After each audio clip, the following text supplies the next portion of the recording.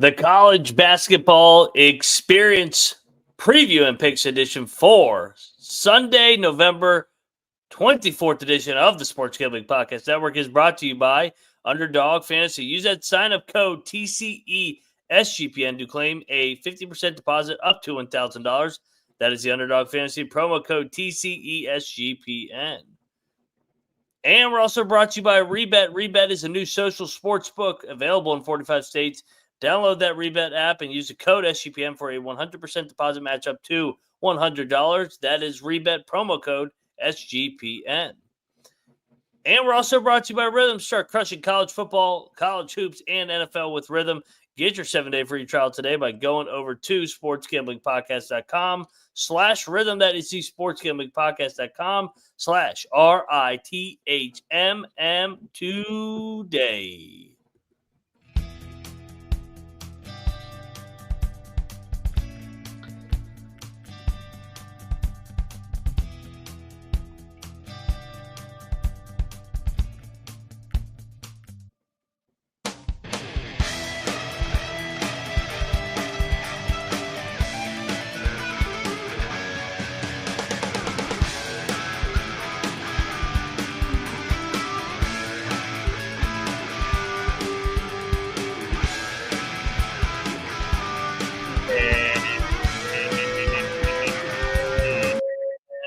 Welcome, everybody, into the college basketball experience preview and picks edition for Sunday, November the 24th. Interesting day in college hoops. Obviously, it gets overshadowed by all the craziness in college football, but we'll recap the action and look ahead to what I think is going to be a hell of a Sunday that kind of feeds into Feast Week. And we're going to talk all the matchups and recap it as well. But first off, I am Moneyline Mac, a.k.a. the former video coordinator for Bob Huggins and Frank Martin.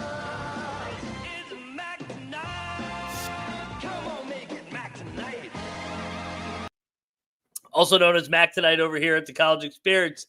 One more day of not being in my home studio, and then I will return to my home base tomorrow from the beach. So, but joining me is a guy, you guys know him from the college baseball experience, college basketball experience, obviously. He is a LeBaron driving, window banging, cocktail napkin having Noah Bieniek, a.k.a. Noah B77. What's up, brother? How we doing, Mac? Yeah, I mean, we'll do our best to kind of recap today's action. My voice is a little shaky today with allergies. And also, I mean, it was a great college football day. Yes. So if you were just a college sports fan in general, we don't blame you at all for having one eye on the football, one eye on the basketball. We'll do our best to help you out in the recap. And yeah, everybody talking about No Hat Noah. I got it cleaned up for the holidays, and Mac got a cut too. So yeah, you gotta look at least a little. I let it go a little crazy, but look a little respectable when you're gonna see a lot of family during this time of the year. Feast week is also a great week for family, and sports family. You can watch and indulge in all the college basketball on Thanksgiving as well. But let's talk about this Saturday. The first game on our picks page that we have listed here, Florida International, 76-73 over Bakersfield last night. I had the Roadrunners, and you and Colby double locked the Panthers. Kudos to you guys. Great W. Did you catch any of this one that tipped off at 11 o'clock? I would not blame you because we didn't crash till like 4:30 last night after doing the show. I was up. I think I was up by 10 after falling asleep. Well, yeah, I fell asleep about 6 o'clock. So grabbed 4 hours, made sure I was up, had some coffee, had a mimosa, and then I did catch a little bit of the FIU game. They were we were not on the right side of this one. Bakersfield literally led for 39 minutes plus. Bakersfield gave this game away. So yeah, shout out to FIU for not quitting and finding a way to get us over the finish line. I'm not going to complain about probably being on the wrong side and pulling one out of the ass with the game that finished the way it did at the end of the night that we're going to get to. I see the chat was talking about it. So you take the wins as you can. You don't apologize when you probably steal one that you shouldn't have had. Shout out to Julio for flexing on his records, always remembering, always reminding us to make sure that we let you guys know how we did tonight. Personally, for me, 6-6. Fuck Santa Clara. I don't know why I went back to the well with that program, but Colby 19-9, and he made sure he wanted us to say the fucking Long Island Shucks money line. That's what he wanted us to do. Mac, how'd you do total today? I was one game under, but I had a unreal day. Yeah, Santa Clara cost me from having a winning day in college hoops, but in college football, I think I ended up trying to do the math here. 23-9. 22-10 in college football. So college football, because the dogs were barking everywhere, was a good day for me. Good stuff. Yeah, I mean, I absolutely, these are the college football weeks. I don't know when I'm going to love college football, but I absolutely love carnage weeks, and this was one of them. I hate watching teams that are ranked in the top 25. Plenty. Georgia, not because they played UMass, which, I mean, they did give up 21 points to UMass. Marquette beat Georgia by 11. I took the Golden Eagles here, 80-69 victory. I was not awake for this one yet, though, Mac. Like I said, late night doing the show, didn't crash till about 5:30. So I actually crashed before the UFC main event that I was asking everybody for a pick on, but I was out like a light at like 5:30ish. I don't know, but Marquette, Georgia, what's your takeaways in this matchup? Georgia, it felt like they were within striking distance the whole way, but just more of the same with Marquette. I mean, I continue to just be impressed with the culture of that program. I mean, this was not a ideal spot. 11 a.m. game in the Bahamas after you just beat Purdue in the game of the week. But David Joplin was huge, going for 29-5. Yeah, I would say like Georgia, it looked like they kind of ran out of gas in this one. The second half, Marquette pulled away a little bit there. And yeah, Joplin had a hell of a game. LaSalle beat Stetson by 15. And like I said, Stetson's a bad team. Just lay the points, guys. You guys got a little too cute. And when you guys went against Dunphy, when usually I'm the one that's not bought all the way in. Yeah, I mean, he was laying 13. He won by 15. It was around the number the whole game. I never thought they were going to lose a game, but that's a lot of points. Yeah, Stetson's bad. They are. Presbyterian, hell of a week at the Axum Classic. They go 3-0. 71-61 victory over Monmouth. You ate shit here betting the Hawks. I tried to fade them there in a desperate spot for Monmouth, but the Blue Hose continue to roll. They will be.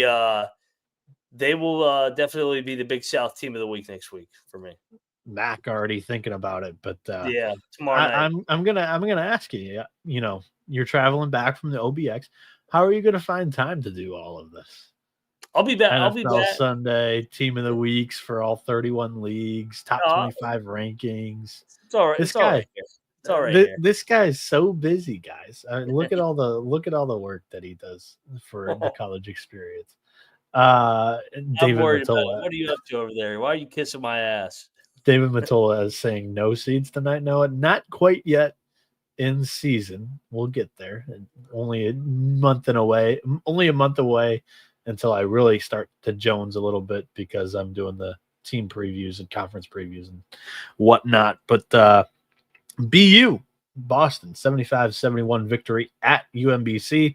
The Retrievers just don't look like they are it. They fooled us a little bit first 2 weeks of the season and kind of turned into a pumpkin this week, yeah. We're out on them. We tried to get cute and take our Retrievers again. Maybe that was just more how bad Coppin State was that night. I got the cover with them. Yeah. Purdue smashed Marshall. I got a little cute here. I took Marshall. So did I. 80-45 victory for the Boilermakers. Yeah, that was a walk in the park late in that one. Purdue should be. I think if they end up playing BYU, that would be a great storyline after everything that happened in Cannon Catchings situation last offseason or like this offseason. Because Purdue's got NC State first and then San Diego MT, and then BYU is playing Ole Miss. So interesting 4-teamer there, but I think Purdue would probably be favored if we were to put out some betting odds in that one. Do you have any thoughts on your little brother just getting curb stomped in West Lafayette? Curb stomp's a nice way of putting it. Yeah, shout out to Purdue. 5-1 on the year, beat NC State on Thursday, then they get BYU potentially on Friday. So an interesting week in Cali coming up for these Boilermakers. And then just looking ahead to the schedule, man, they go to Big Ten play, and then they got A&M and Auburn. They're basically done with these bye games. They have Toledo, one last spot during the Christmas holidays. But for the most part, Purdue will play all high majors from here on out. Yeah. Shout out to Matt Penner for the scheduling there. I mean, already having an Alabama game under their belt too, who was preseason number 2. Shout out to 357 giving us $10, donating through the YouTube super chats. No, I do not. To answer your question, I do not have a Lions to win the Super Bowl ticket going into the season. I'm just a normal Lions fan. Always expect disappointment until you be surprised, because that's what we've come to know for the last 50 years, 55 years, I should say. So, and he also called you a younger Dan Campbell, and he says that's a compliment. Fuck Dallas. Hail to the Redskins tomorrow, baby. Max wearing a Redskins shirt for those that are listening on audio there. Yeah. I really like the Linus team. My hopes are high, but never, ever will I ever say that phrase and Lions in the same sentence until it happens. It's just I'm not one step at a time. And hopefully we don't have injuries like we did last year, like the final 2 weeks of the season. I think you're going to get to the Super Bowl. I think I can confidently say I think you're going to get it done this year and get to the Super Bowl. I don't know if you're going to beat Kansas City or Buffalo, but I just like the or offense. Baltimore. Yeah, but I got to see it from Baltimore in the playoffs. But it's just everybody's got to go to Detroit, and you guys on that damn fucking dome turf. You guys are so fucking fast, and yeah. Well, we might not have a dome. It might blow off during the playoffs again. We set a noise record at that stadium. You guys should play outside. Shout out to Colby. Yeah. Vermont 75-71 over Delaware, but the Blue Hens cover. I was on this. You bet this. And Colby took Vermont here on last night's show. Yeah, a little backdoor action. Delaware didn't quit. I appreciate it with the Blue Hens. Vermont, solid win. I think we give them their flowers. You win a game on a neutral floor over a decent CAA team, but they don't look. I don't know how. Well, UAB's not very good, so maybe that's why they won at UAB. I love the Steelers. They treated me very well when Detroit was in the Matt Patricia years. I was full on trader, rocking black and gold every single Sunday when I was in school in Pittsburgh at the time. And I was there during the undefeated season for like the first 13 weeks. And then the Lions tied them. I was so pissed. It was like a 16-16 tie. But I think Pittsburgh's a great team. And if they were to play Baltimore, I think they would win. But I don't know. I think the AFC is really good this year. Steelers are getting ready to go on a skid. Tomlin always goes 9-8, and they've overachieved. So he usually backdoors in a good way into 9-8. This year, like the undefeated year, he's gonna tank down the stretch. Yeah, but still 10-5-2 somehow. They're gonna end up 10-7, maybe 9-8. They always they'll extend the Tomlin streak, but I don't think they're very good. I'm not gonna lie to you. Yeah. I think Russell Wilson sucks. I think Justin don't listen to Mac. Pittsburgh's a wonderful city. I actually I always say it's a big town because it's not really a city. My campus was literally downtown Pittsburgh. It was not like any ever downtown I've ever been in. It was just like a big town is what I say. So, I have nothing to take away from the Georgetown game. They played St. Francis today. They won by 17. We got the red flash cover. But Mac, I think one of the bigger storylines of the day was Ed Cooley calling Illinois a bullshit program. Where did this come from? Okay, Ed Cooley. I mean, if they're bullshit, then what the fuck is Georgetown? Is what I took away. Yeah, I mean, I'll take a bullshit program and go to the Elite Eight last year, and what?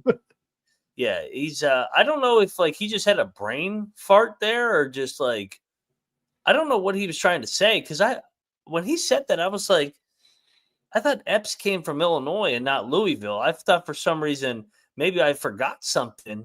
And yeah, unreal. So yeah, Noah went to Point Park. I've been to Point Park.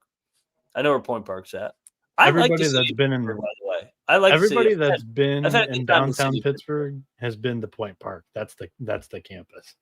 Yeah, I love Heinz Field and I love PNC Park. I just don't I don't like the teams in Pittsburgh, but I like the city of Pittsburgh. I've had plenty of good. I mean, Pittsburgh's only an hour and change away from Morgantown, so I went up plenty of times when I was in school. And to Rob's point here, the drinking, the bar scene in Pittsburgh is pretty much non-existent. So, I mean, that can tell you everything about my social life. But I was always at the baseball house. The way I would do social night gatherings and whatnot, I was always accepting the covers. So I would sit on the baseball house porch. It was a 3-leveler. We would have everybody go through the second floor, and we'd have a 3 TV setup. Most nights it was college basketball or college football. There was some other sports going on, but that was how it was most of the night. And I was just chilling with the boys, beer on the porch deck, taking covers from guys for $5-10. But yeah, that was life in college. I'm sure Mac had a more enjoyable one, but yeah, mine wasn't Morgantown. So, yeah. Also, speaking of, I guess just I don't know where I was going to go with that, but the Long Island Sharks 79-76 upset victory over Charlotte. Did you catch any of this game? No, I mean, dude, we had college football, and I was watching college football, and I'm not at my headquarters, so I can't get my eyes on as many games as I want to. But, dude, is LIU going to win the national championship? They're fucking rolling. I know, dude. Colby Sharks, God damn, they're playing well. I also on the right here, dude, I'm so fascinated by F1 going right through the heart of Las Vegas every single year. One time a year I'll watch F1, but it is visually pleasing watching this on the right side of me right now. But yeah, Long Island looks like world beaters right now, and that's something that I did not think I was going to say. But Gillian coming in from Chicago State, you can see his impact here because the Cougars now suck, and Long Island's winning games. So he's a hell of a coach. No doubt. That's my takeaway. We gotta get him on the show. I'm gonna get him on the show in the off season. I meant to do it this last off season, but ran out of time. I'll get him on next off season. All right, sounds like a plan. Georgia Southern wins 64-54 over West Georgia. They get the cover. You guys double locked the Wolves for what it's worth. You wanted me to come with. I did not, but you guys get the cash. West Georgia, they're not horrible. Like they try. If you know what I mean. Try. Well, a lot of these teams that are catching big numbers that'll just lay the fuck down at the end of the games.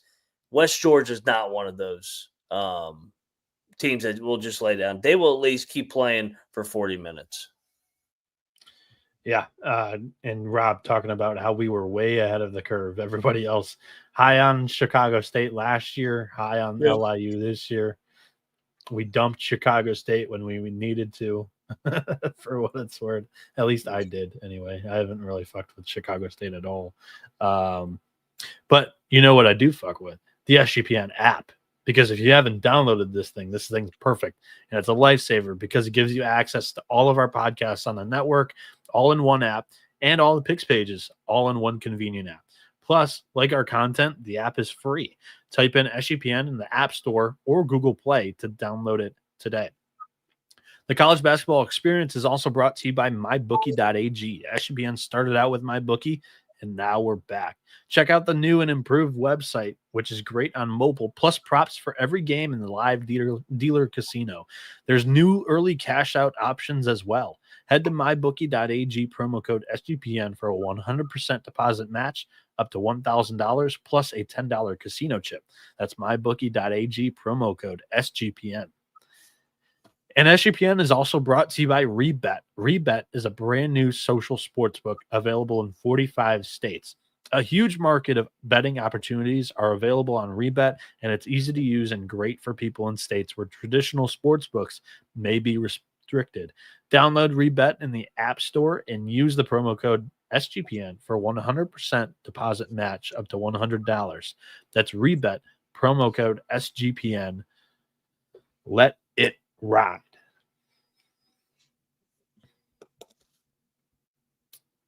And we're back on the college basketball experience. Noah Bieniek joined alongside Ryan McIntyre, a.k.a. Moneyline and Mac, and we're going through the Saturday, November 23rd slate, recapping all of the games, going over our bets and whatnot. One bet that we did cash was St. Thomas as they murdered Portland State 91-65. Somehow the Tommies were laying one. This was a triple lock on last night's show. Round on us. There we go. How about it, Mac? I should have just not bet any other games and just bet this and put everything I had on it because, dude, they're up like 34 at halftime. Yeah. They fucking annihilated them. Dude, shout out to the Tommies. And I guess it kind of makes sense in a way, no, just because with their style of play, they're a difficult team to prepare for on short rest, just with the way that they are not a traditional – they're an old school team, a lot of passing, a lot of cutting, and it's different from the modern game where everybody just wants a ball screen and do whatever more NBA sets. So Tommy's tough team to prepare for on short rest. I love this Troy and Julio dynamic in the TCE chat. That's how you know college basketball is back, folks. Is we've got the chat absolutely rolling tonight, which is tremendous. 406 of you guys watching across all platforms. Good stuff. Thank you for tuning in tonight. Hit that like and subscribe button. We're shooting for 15,000 subscribers by the end of New Year. We can get there, but we need you guys to do your part as well. We'll keep the content coming. Just give us that one little tap and it'll help us out plenty. Brown, 83-76 victory over Canisius. You unfortunately locked Brown, though, and they were minus 7.5. They only won by 7. Yeah, this is brutal. I felt like I was on the right side of this one. Brown kind of just went through the motions at the end of the game, and Canisius backdoored it. But Canisius still not very good. I think the favorite I don't know if there's a clear favorite in the Summit League to answer Slopeside's question in the YouTube chat. I think it's still between – I picked UMKC in the preseason. I haven't seen anything from them to really steer me away from that. South Dakota State's definitely in the conversation. I overlooked them in the preseason. They still right there. And I think that the Tommies on any given night can run it up on anybody. So I think they are very live to win the Summit League too. Mac, your thoughts? I would say the Jackrabbits are the cream of the crop just because of their culture year after year. And Eric Henderson's just a proven winner.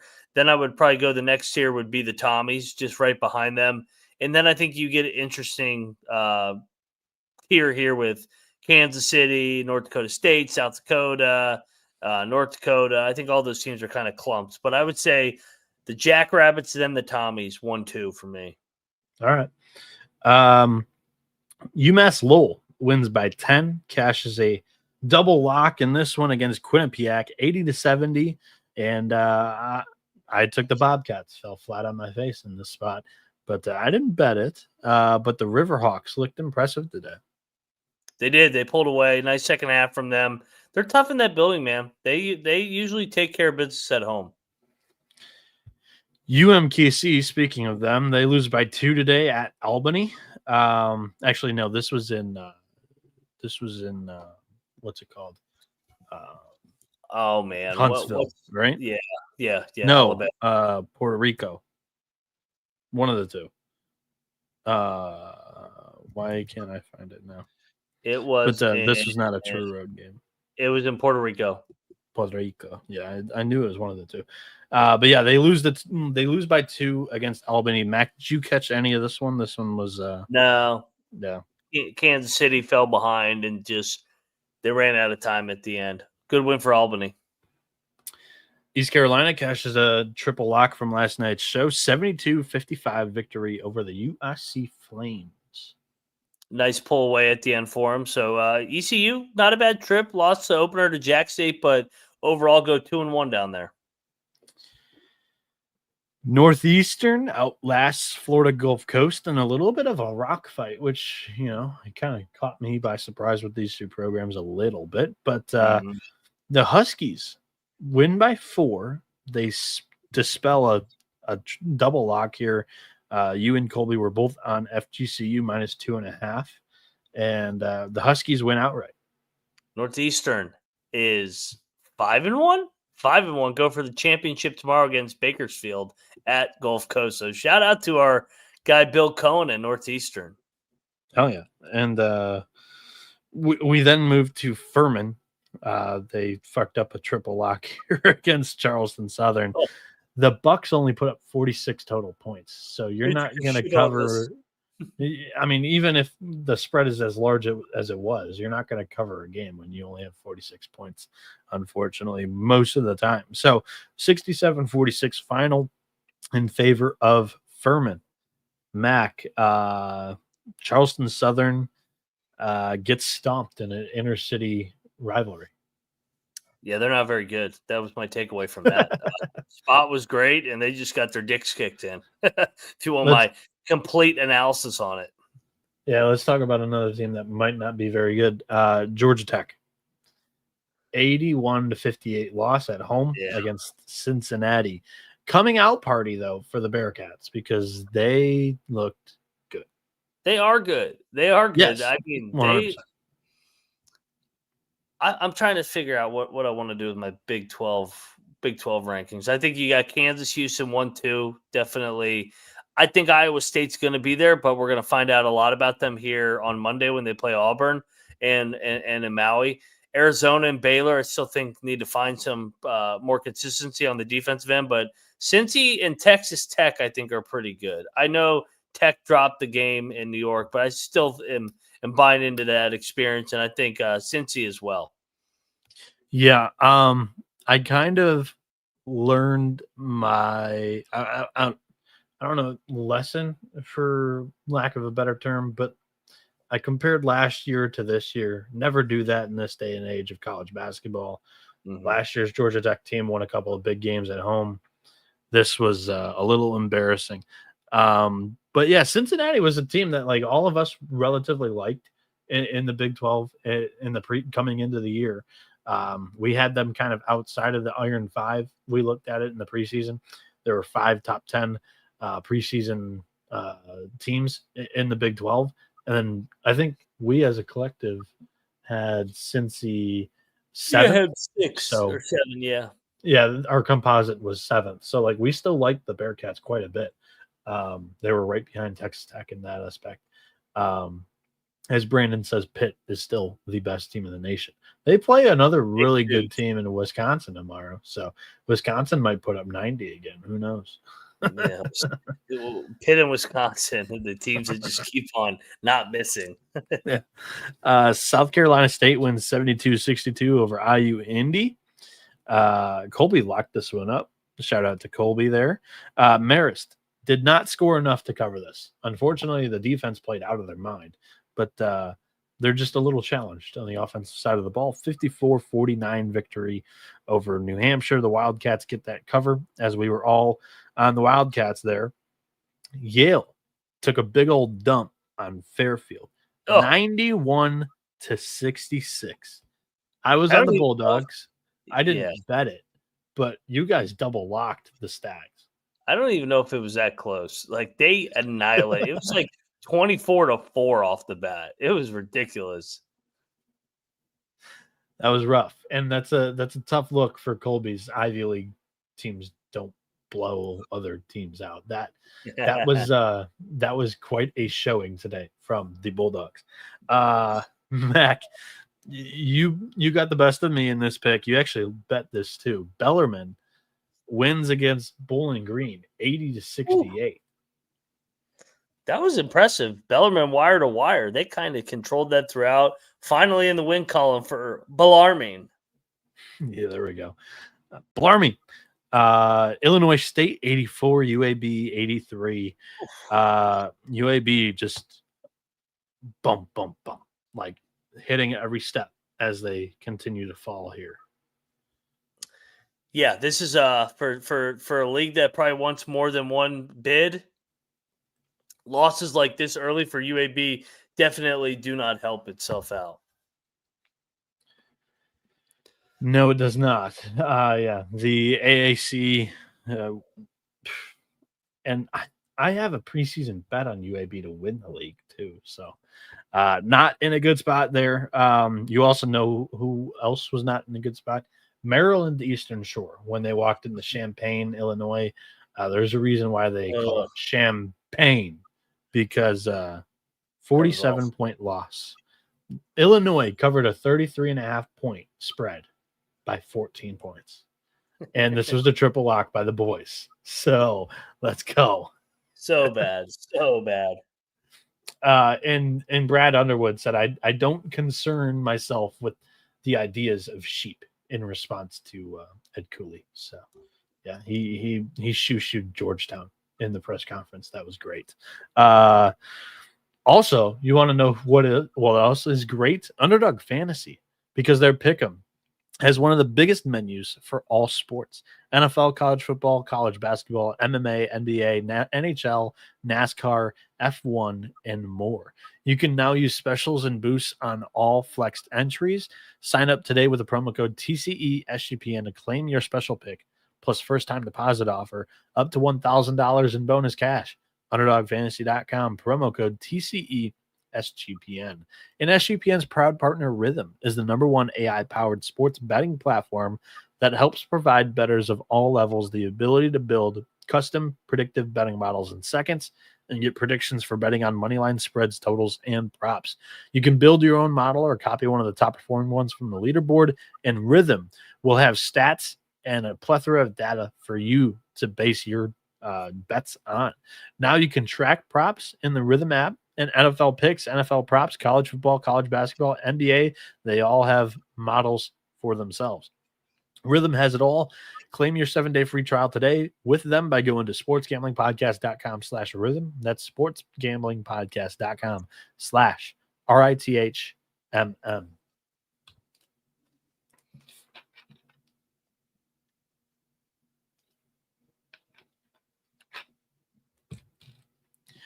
And we are back here on the college basketball experience. Myself, Noah Bieniek, and Ryan McIntyre, aka Moneyline Mac, as we continue to recap the action from Saturday, November 23rd. Mac, the next game on the slate was Akron 92 over Omaha 84. Unfortunately, a lock doesn't get through here. That was a little sweaty. Yeah, Akron kind of sold out at the end of that game, so couldn't get across the finish line. Yeah. The team that was kind of across the finish line for the entire way here, Detroit Mercy, the hospital, never not covering in this matchup, threatened to win possibly in the final 4 minutes of this game. They Yep. fall 67-57 against Wake Forest as the Demon Deacons once again fail the eye test, in my opinion. You only scored 67 against Detroit. And you were supposed to be like this explosive offense this season. So not seeing what I would have liked to have seen so far from the Deacons this year. And also my Wolverines have a loss to Wake Forest. So not too thrilled to know that going into the thick part of the season. Mac, your thoughts from this? Because Detroit, once again, looks like they can play some ball this season. Yeah, Mark Montgomery's doing a good job. They look like a capable basketball team that's well coached and prepared. So continuing to do a good job. And I think Detroit's a team we're going to ride here, baby. Check yourself into the hospital. Let's go. And enjoy the food. that's as the YouTube chat was talking about a couple of weeks back, opening week, I think. We were talking about hospital food with Detroit. Milwaukee 76-74 win over Wofford. They barely cash a 1.5 point spread for money line Mac, who locked this one up. Yeah, sweaty as hell. Wofford hit a 3 at the buzzer to lose by 2. So if you waited till tip, you didn't get this number. But good little win for Bart Lundy and company. It wasn't an easy back and forth game, but they get a win here on their home floor. Yes, sir. And Mount St. Mary's wins 76-66 over Delaware State.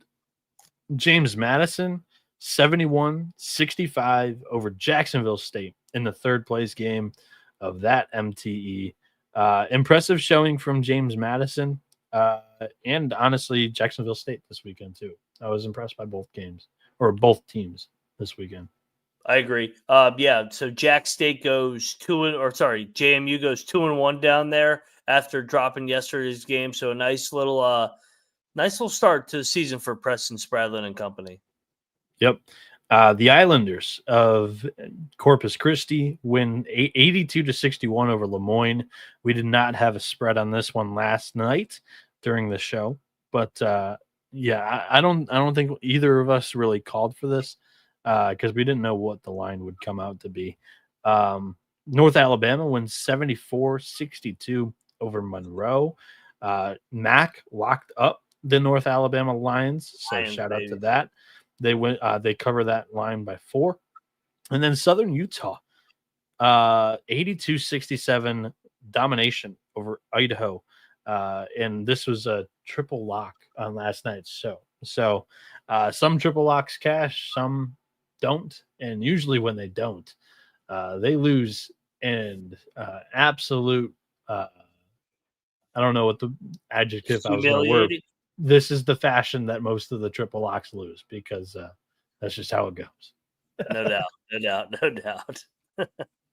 Any thoughts from those 3 games? Lemoyne, Corpus Christi, North Alabama, UL Monroe, or Idaho, Southern Utah? North Alabama looks good. That's one of my takeaways. Tony Pujols doing a good job. Yeah, Idaho just got completely smacked. That was my takeaway from that game. Yeah.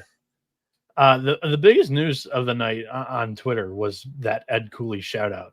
My favorite thing I saw today on college basketball Twitter, Mississippi Valley State taking some pot shots at DePaul's Twitter account. I don't know if you saw this, but DePaul tagged X, like Elon or whatever, the Twitter account for X. And they said, hey, is there any way that we can be allowed to post more than 2 minutes, 20 seconds of this highlight footage?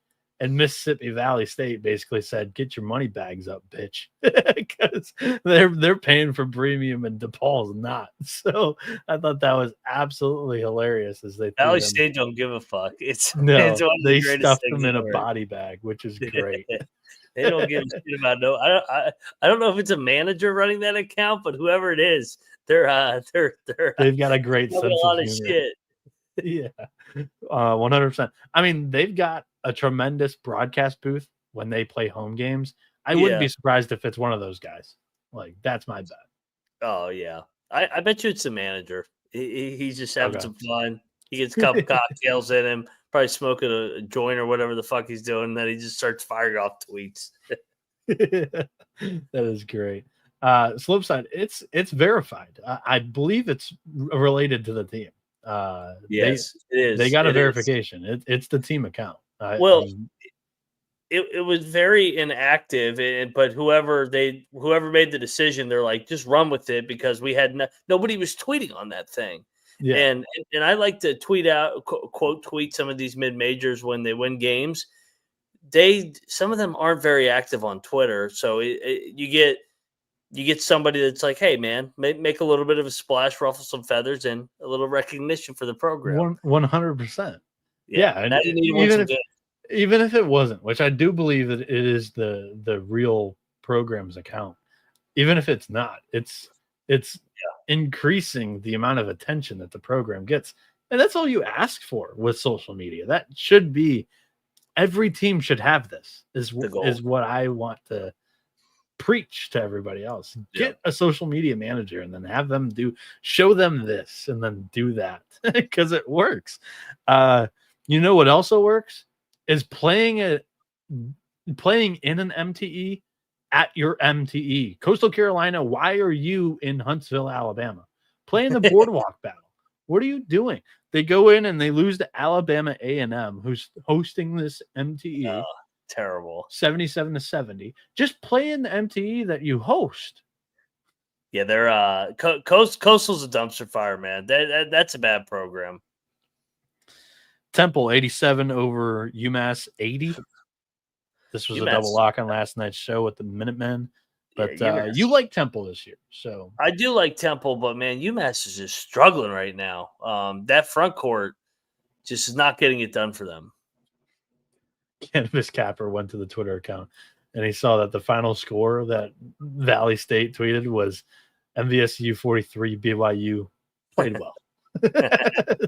I know, dude. Everybody needs to go follow them. They're a great follow.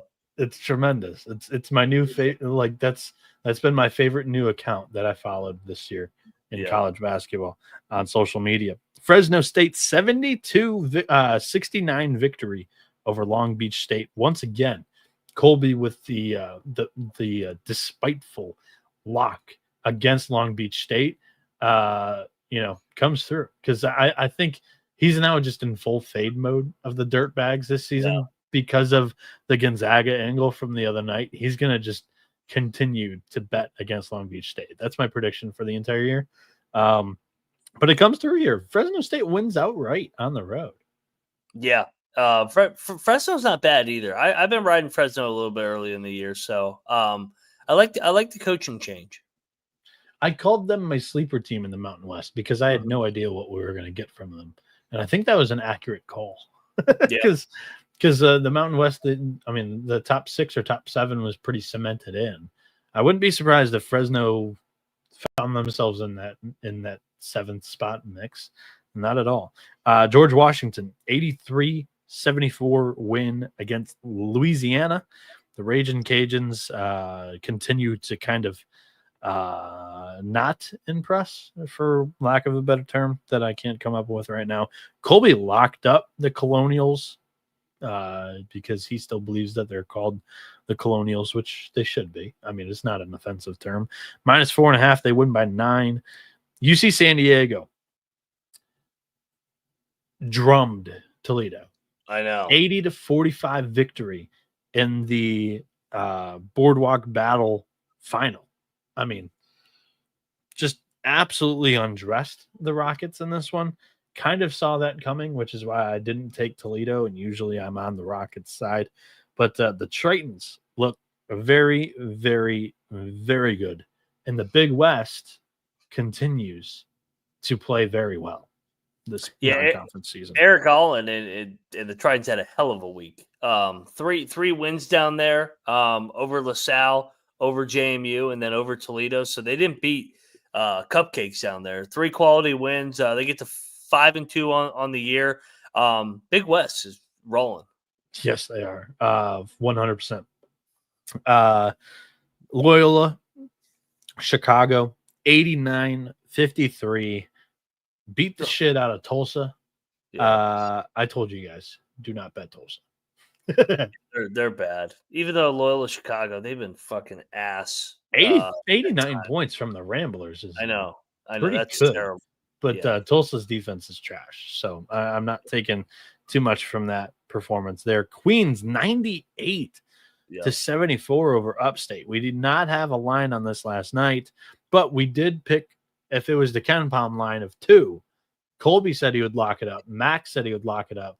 Yep. Mac was able to go into the picks page before this game started. He did lock it up. He did bet it today as well. I know that to be a fact. The Royals murdered USC Upstate. For the level of ball that I expect Queens to be playing this season, that was a great game. Yeah, I mean, Queens is what now? 3-3 on the young year. They got a tough test tomorrow against ETSU. We'll see how they bounce back. Alabama State 77-75 win over Lamar. In my opinion, that was just a total shit fest. I took the points there. New Mexico State falls just short against UNLV, but they cashed Colby's lock of Aggies plus 12.5. UNLV wins 72-65. Mac, what were your thoughts from this game? I thought that was a reflection of the game. I thought New Mexico State came ready to play. I questioned if they were going to be able to run out of gas, and they didn't. And a solid win for UNLV and Coach Kruger in the end. Yeah, I thought New Mexico State's defense was pretty damn good. Kept them in the game the entire way. Didn't allow UNLV to really kind of take control and pull away there. New Mexico State was kind of right around 10 points in that one throughout. Columbia, again, 82-63. Another triple lock that just got beat down. What are they on the year now? 7-0? Oh, yeah. my God. Yeah. The Lions are a contender in the Ivy, I'm starting to think. Contender? Yeah, they're 7-0. They're drilling teams. They are drilling teams. But contenders going far. Top 3? Top 4, yeah. I think your preseason call looks great right now.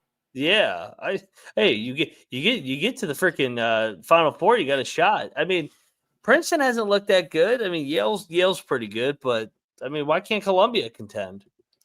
Yeah, I mean, I guess I didn't see this turnaround coming at all.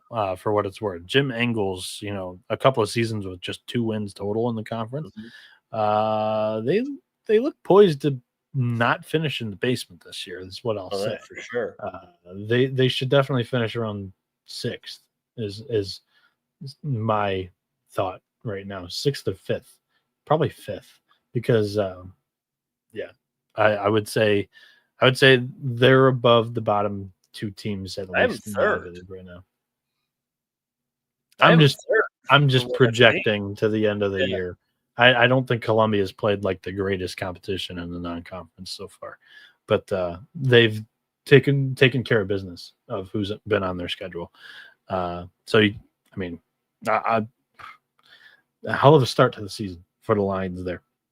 By the way, what in the world were the sportsbooks doing laying 2 with Kent State, as this was the easiest bet placed of the season maybe so far. Kent State absolutely disposes of Cleveland State on their home floor, for what it's worth. Kent State goes into Cleveland, wins 68-52. Did you catch any of this one? I guess they didn't blow them out. When they're up double digits for most of this, that's to the point where I tend to click the ESPN Plus remote and switch it over to something else. 1, because I've only got 3 TVs. 2, because it was a college football Saturday as well. You're just not going to stay on the TV if it's not competitive. And I wouldn't say they ran away with this thing, but it was never really in doubt. So, I thought it was really confusing that the line was that short. Ryder 57-53 win over Bucknell. I was very impressed by the Bronx in this result. Yeah. I mean, Riders actually come on a little bit as of late. Well, winners 4 out of 5. Their only loss being at Iowa, and Bucknell's been proven to be a solid team early in the year. Yeah, and for the record, Ryder dominated the glass in this matchup. Doubled them up on the offensive glass.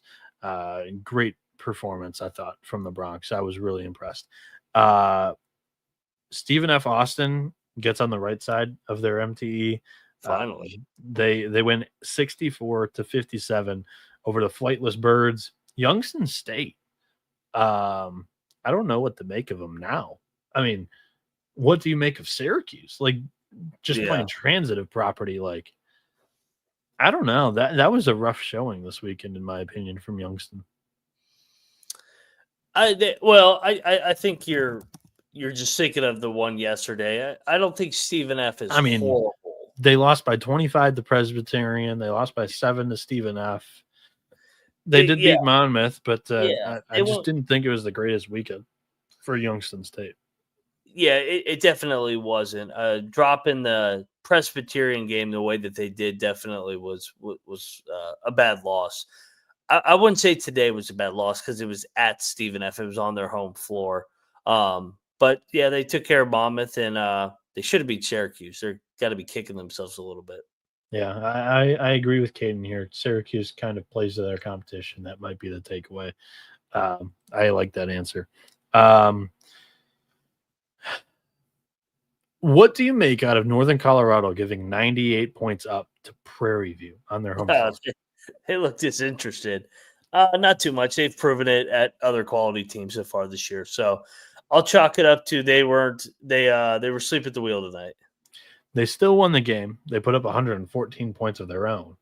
But that's kind of just Northern Colorado basketball, in my opinion. It's been a lot of offense, a little defense throughout the last couple of seasons for the Bears there. Mac, last night, I wouldn't say last night, tonight, I was nervous about what I said last night about the disrespectful line on Cal Poly. They were down 19 at half. And I was like, ugh.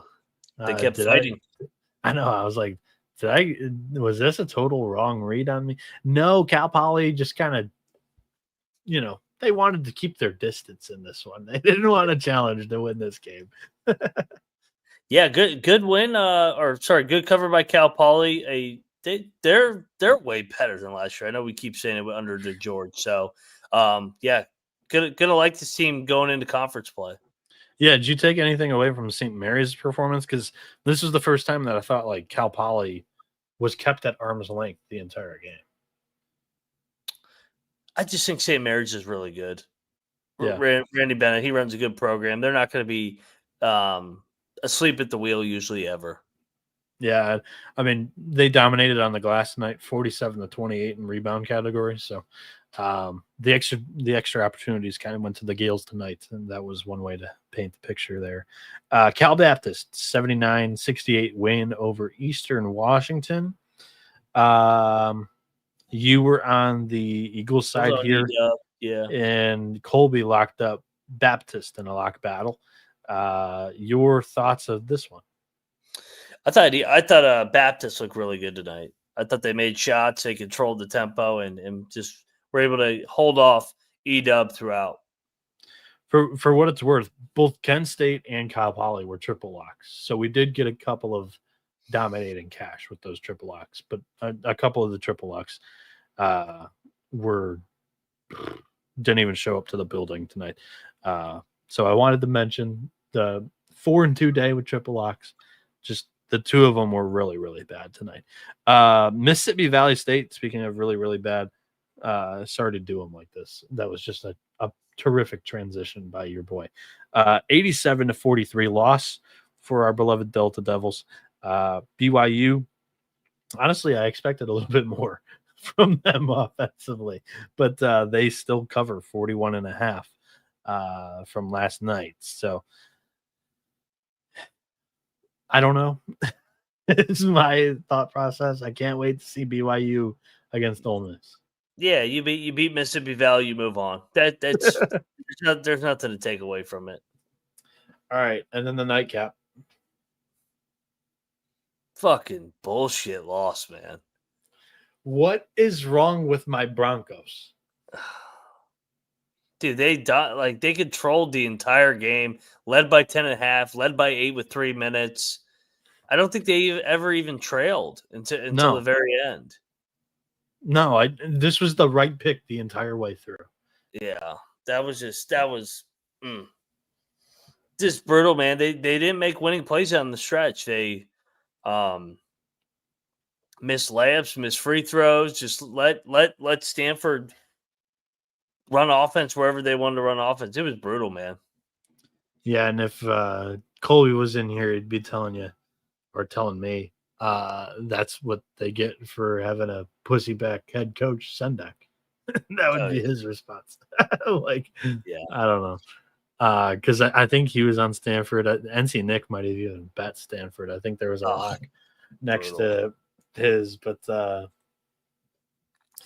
I don't know. That was a really, really disappointing game to finish the night for me, anyway. From what was a very good night for DCE, I think. Triple Lock's great record. The end of the show, best bets section that we did had a great record besides Georgia Tech. Colby goes 19-7 or whatever it was. And I don't know. Santa Clara just leaves a bitter taste in my mouth, and I can't wait till we get to tomorrow's action because I'm ready for it. I need it. Let's talk about game balls before we get there, though. You go ahead and lead us off. Game ball number 1. Let's go UC San Diego, what they did this weekend, dominating 3 straight days. They get a game ball from me. Tridents. Yeah, that was my lead off. So now I'm going to have to pivot to Long Island. They deserve it. I know. A good win against Charlotte. I did that one for Colby. That one, I mean, the Long Island Sharks are feisty. They'll probably be pretty relevant ATS wise the entire year. So good stuff. I'll give Cincinnati one. Going on the road, beating Georgia Tech by 25, kind of just absolutely dominated the game. Cincy gets a game ball for me. All right. My next game ball is going to go to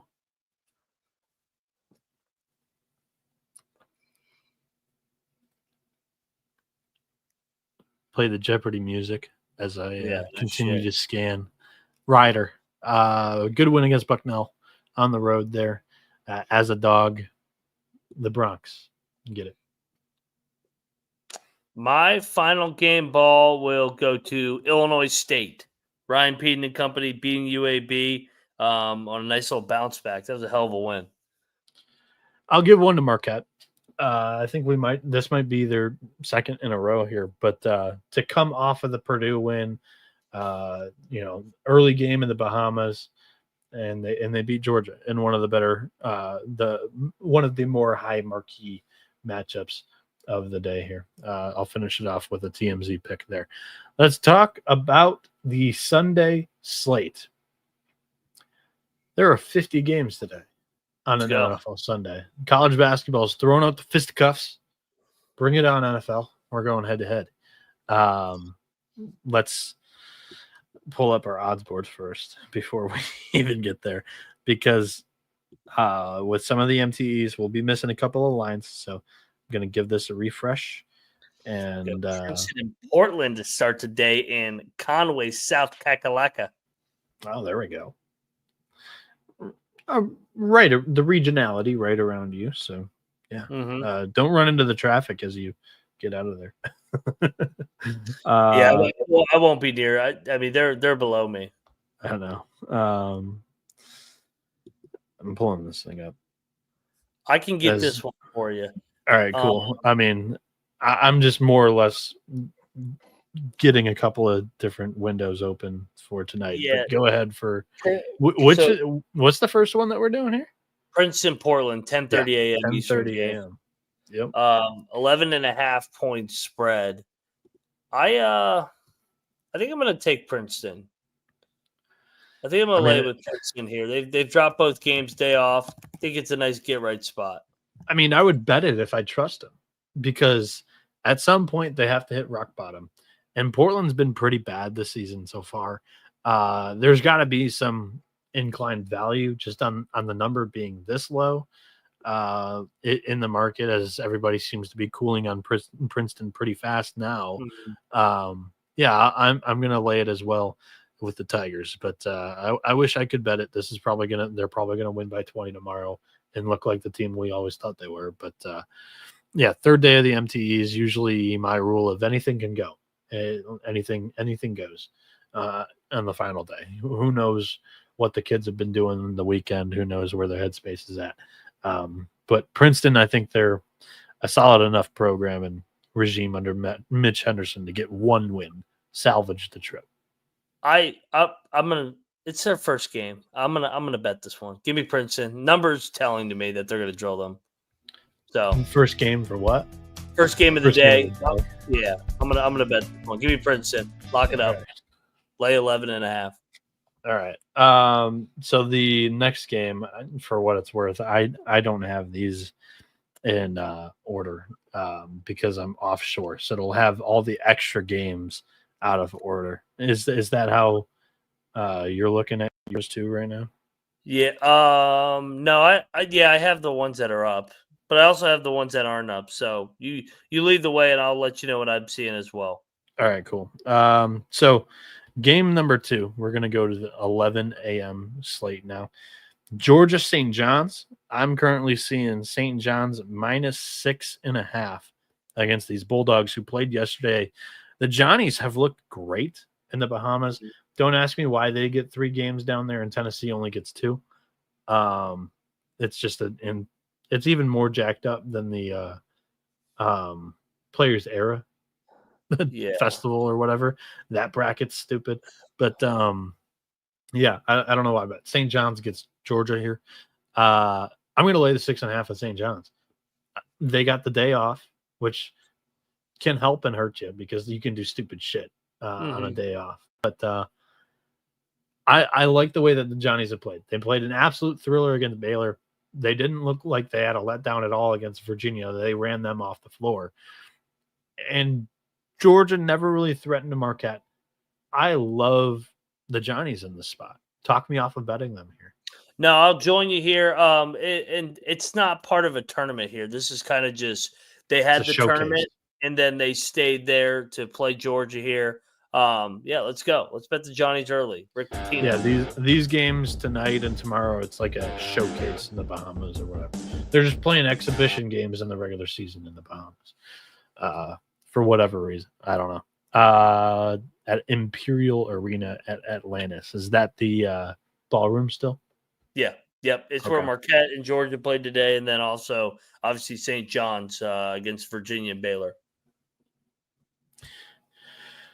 Hampton is playing Boise State in the Cayman Islands, and Boise is laying 22.5 points. I mean, probably lay it. Actually, I think I'll take the points. I'm going to stay away from this one. It's on a neutral floor, a lot of points. Boise off of the Clemson game. I'll take the points with Hampton.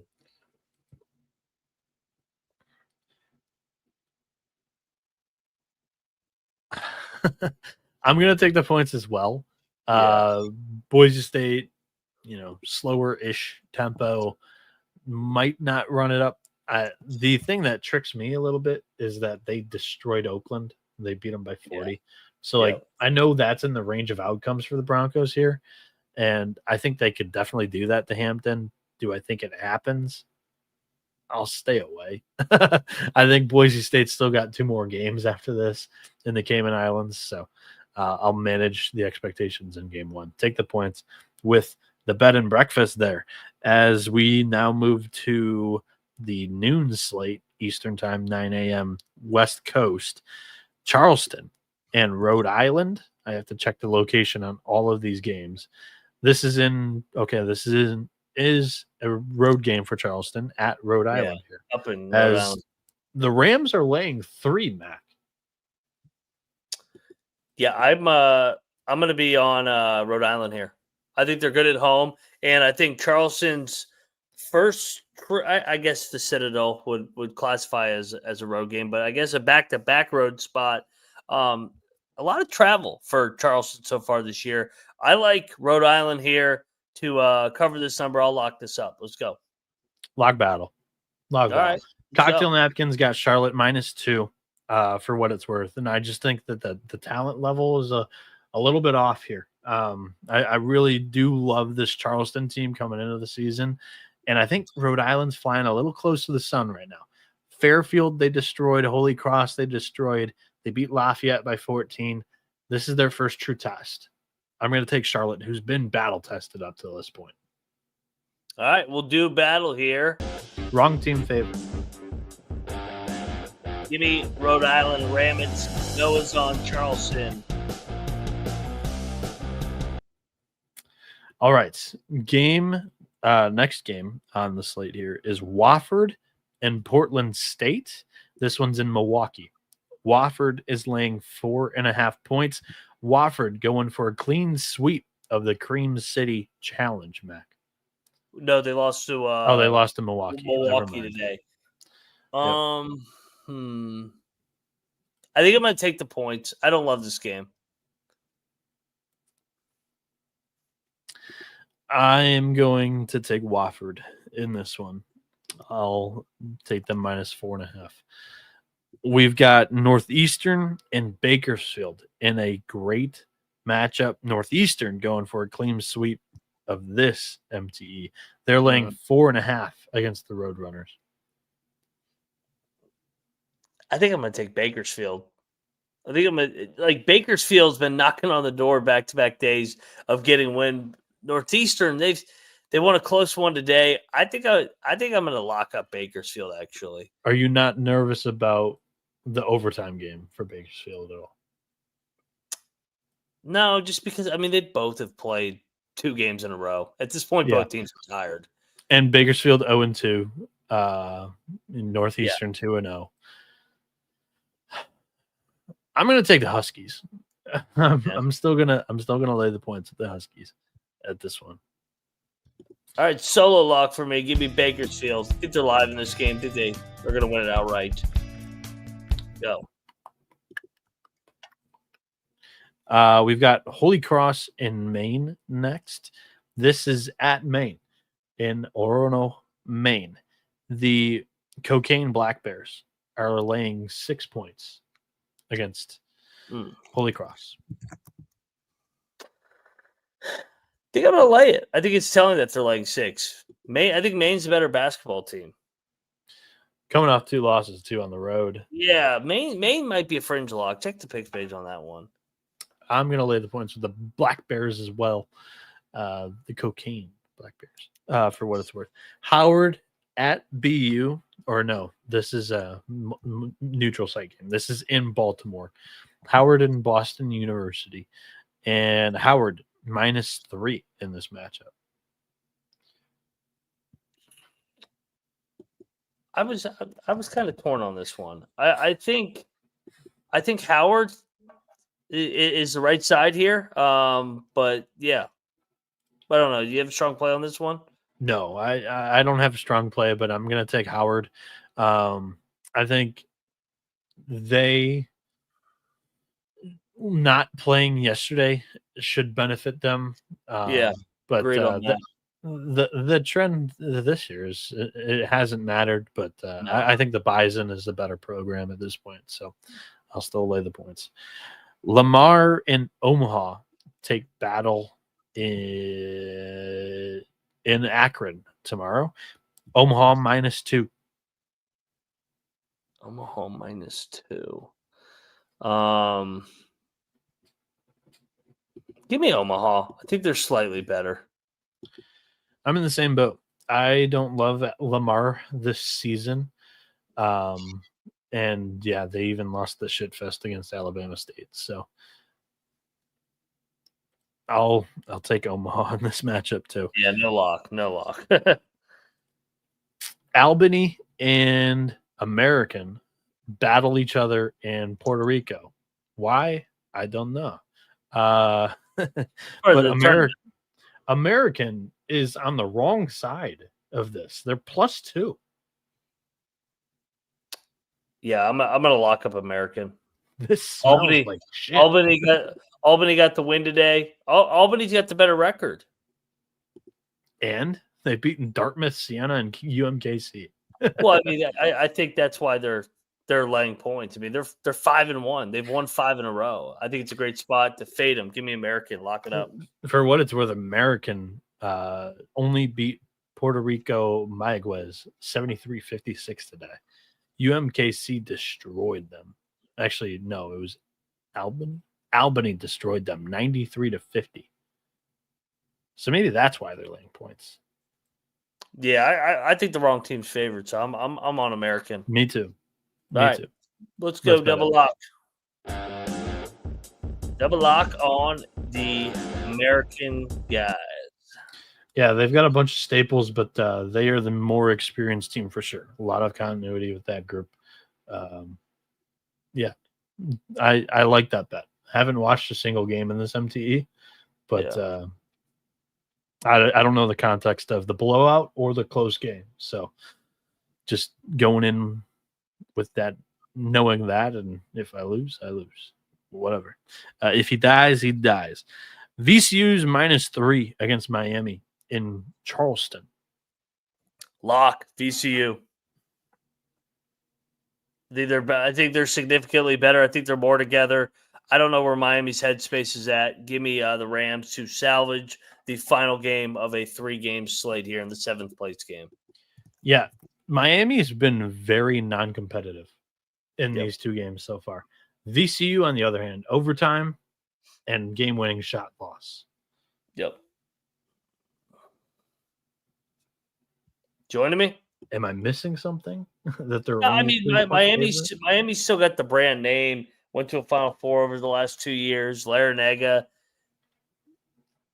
Yeah, I'll watch this too. Yeah, let's go. It's the 3rd day of an MTE. I have no idea. They had the off day yesterday, but they should win by more than 3.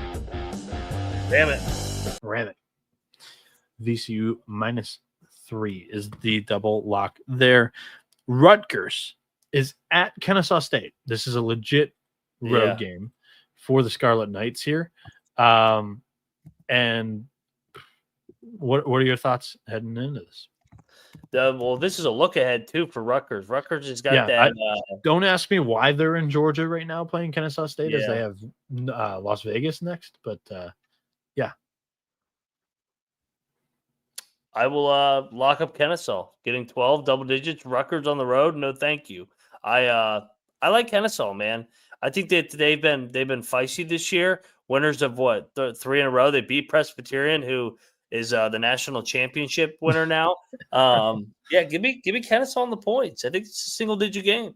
Yeah, this is Rutgers' first road game of the season. I am also going to take the +12 with the Owls here. Lock or staying away? No lock. All right, Red Solo. Kennesaw, baby. All right. Give me them Villanova is in College Park taking on Maryland, and the Terrapins are -5. So if you remember, Villanova humiliated them last year. I do remember. They humiliated them in Philly. Now we get them coming back here. I think it's a rare spot where I want to back Maryland laying points. And didn't Villanova kind of blow their load against Penn the other night? Yeah, maybe. I think Maryland. This is not in College Park. This is Newark, New Jersey. Okay, so that changes things. Kevin Willard's old stomping grounds. No lock for me. Give me Maryland still. Revenge. Yeah, that's true. Yeah, that is true. He's back in New Jersey. Yeah. Yeah, I still like your angle of the Terps. And Villanova just put up 93 or something points against Penn the other night. Yeah. I don't think they do that or anything close to that against this Maryland defense. I think the Terps give them fits.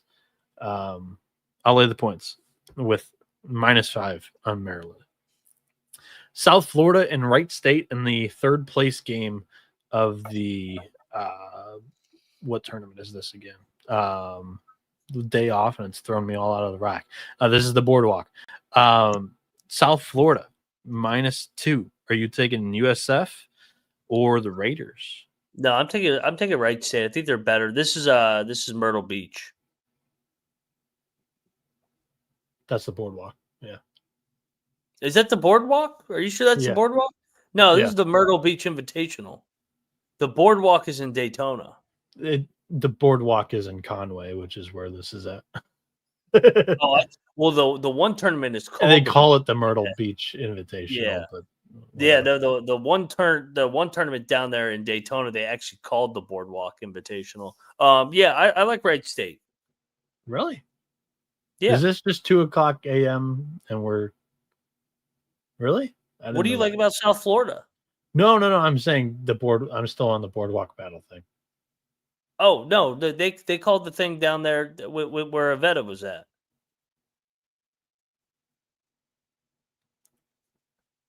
I'm looking at this right now because I don't have the name of the tournament up. I thought because Coastal calls their thing the Boardwalk behind the baseball field. So that's what I was calling it for what it's worth. Yeah. I knew this was the Myrtle Beach Invitational, but that was why I was saying Boardwalk.